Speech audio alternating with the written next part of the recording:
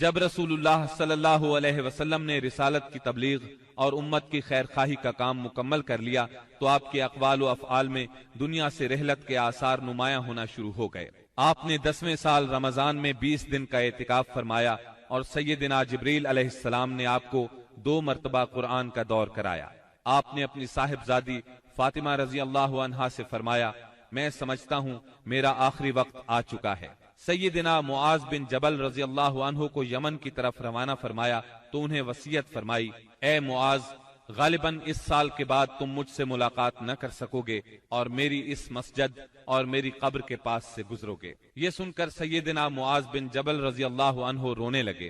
آپ نے حجۃ الوداع میں کئی بار کہا، غالباً میں تم لوگوں سے اپنے اس سال کے بعد نہ مل سکوں گا، غالباً اس سال کے بعد حج نہ کر سکوں گا۔ اسی طرح الیوم اکملت لکم دینکم اور اذا جاء نصر اللہ کا نزول اسی بات کا پیغام تھا کہ آپ دنیا میں اپنی مہم سے فارغ ہو چکے ہیں، اور اسی وجہ سے اس حج کا نام حجۃ الوداع رکھا گیا، کیونکہ آپ نے اپنے رب سبحانہ و تعالی کی طرف منتقل ہونے کے لیے لوگوں کو الوداع کہا۔ اوائل سفر 11 ہجری میں آپ احد تشریف لے گئے اور شہداء کے لیے اس طرح دعا کی گویا زندوں اور مردوں سے رخصت ہو رہے ہیں۔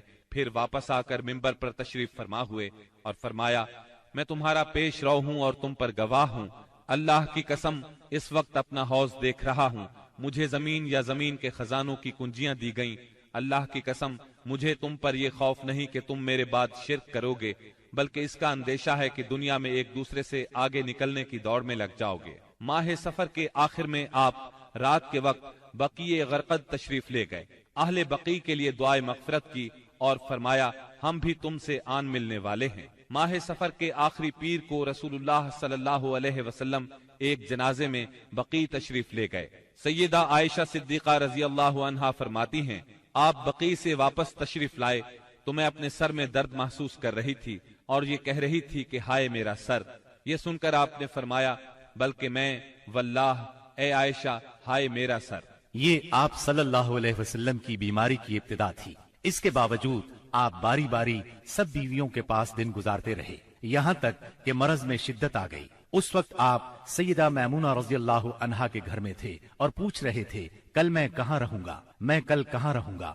مطلب یہ تھا کہ مجھے سیدہ عائشہ رضی اللہ عنہا کے ہاں رہنے دیا جائے۔ چنانچہ ازواج مطہرات نے اجازت دے دی کہ آپ جہاں چاہیں رہیں۔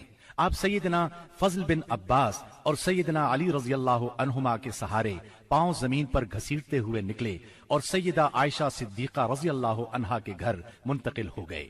سیدہ عائشہ صدیقہ رضی اللہ عنہا فرماتی ہیں، جب آپ میرے گھر تشریف لائے اور بیماری نے زور پکڑا تو آپ نے فرمایا، مجھ پر 7 مشکیزیں پانی ڈالو جن کا بندھن نہ کھولا گیا ہو تاکہ میں لوگوں کو وصیت کر سکوں۔ چنانچہ ہم نے آپ کو سیدہ حفصہ رضی اللہ عنہا کے ایک لگن میں بٹھا کر مشکیزوں سے پانی ڈالا، یہاں تک کہ آپ نے ارشاد فرمایا، بس بس لوگوں تم نے کام پورا کر دیا۔ اس وقت آپ نے کچھ تخفیف محسوس کی اور مسجد میں تشریف لے گئے، سر پر پٹی بندھی ہوئی تھی، ممبر پر فروکش ہوئے اور بیٹھ کر خطبہ دیا اور لوگوں کو وصیت فرمائی، تم سے پہلے جو لوگ تھے وہ اپنے انبیاء اور بزرگوں کی قبروں کو سجدہ بنا لیتے تھے، تم لوگ قبروں کو سجدہ نہ بنانا، میں تمہیں اس سے منع کرتا ہوں۔ اور فرمایا، یہود و نصارہ پر اللہ کی لعنت، انہوں نے اپنے انبیاء کی قبروں کو سجدہ بنایا۔ مزید فرمایا، تم لوگ میری قبر کو بت نہ بنانا کہ اس کی پوجا کی جائے۔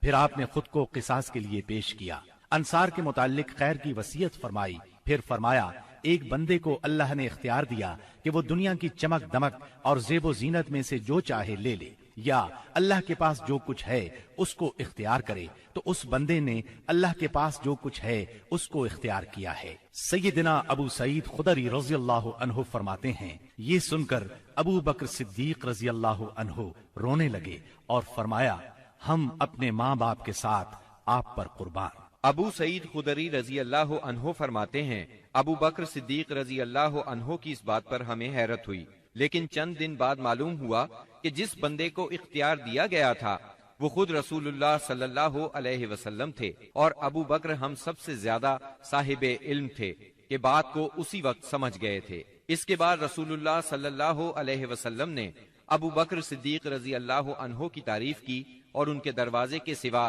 مسجد میں کھلنے والے تمام دروازے بند کرنے کا حکم فرمایا۔ اسی دن آپ نے وصیت کی کہ یہود و نصارہ اور مشرکین کو جزیرۃ العرب سے نکال دیا جائے اور وفد کو اسی طرح نوازا جائے جس طرح آپ نوازا کرتے ہیں۔ آپ نے نماز، غلاموں اور لونڈیوں کے بارے میں بھی وصیت فرمائی اور فرمایا، میں تم میں دو چیزیں چھوڑ رہا ہوں، جب تک ان دونوں کو مضبوطی سے تھامے رہو گے ہرگز گمراہ نہیں ہوگے، کتاب اللہ اور میری سنت۔ مرض کی شدت کے باوجود آپ نمازیں خود پڑھاتے رہے، لیکن اس دن یعنی جمعرات کو جب عشاء کا وقت ہوا تو آپ نے لگن میں غسل فرمایا تاکہ مرض میں کمی ہو جائے۔ اٹھنے لگے تو غشی طاری ہو گئی، پھر افاقہ ہوا تو دوبارہ غسل فرمایا، پھر اٹھنے لگے تو اس بار بھی غشی ہو گئی، تیسری بار غسل فرمایا، اٹھنے لگے تو پھر غشی طاری ہو گئی۔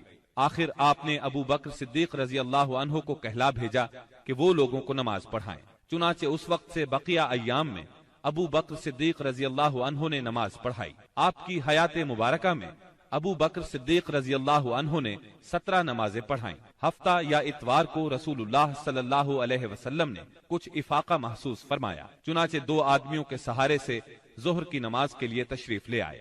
اس وقت سیدنا ابو بکر صدیق نماز پڑھا رہے تھے۔ آپ کی آمد کو محسوس کرتے ہی ابو بکر صدیق پیچھے ہٹے، لیکن آپ نے اشارے سے روک دیا اور پھر ابو بکر صدیق رضی اللہ عنہ کے پہلو میں بیٹھ کر نماز پڑھائی۔ اس نماز کی صورت یہ تھی کہ آپ کو دیکھ کر ابو بکر صدیق اور ابو بکر صدیق کو دیکھ کر دوسرے لوگ نماز کے ارکان ادا کرتے جاتے تھے۔ 12 ربیع الاول پیر کے دن حجرہ مبارک سے آپ نے پردہ اٹھا کر دیکھا تو صحابہ فجر کی نماز میں خشوع اور خضوع سے مشغول تھے۔ یہ منظر دیکھ کر آپ خوشی سے مسکرا دیے۔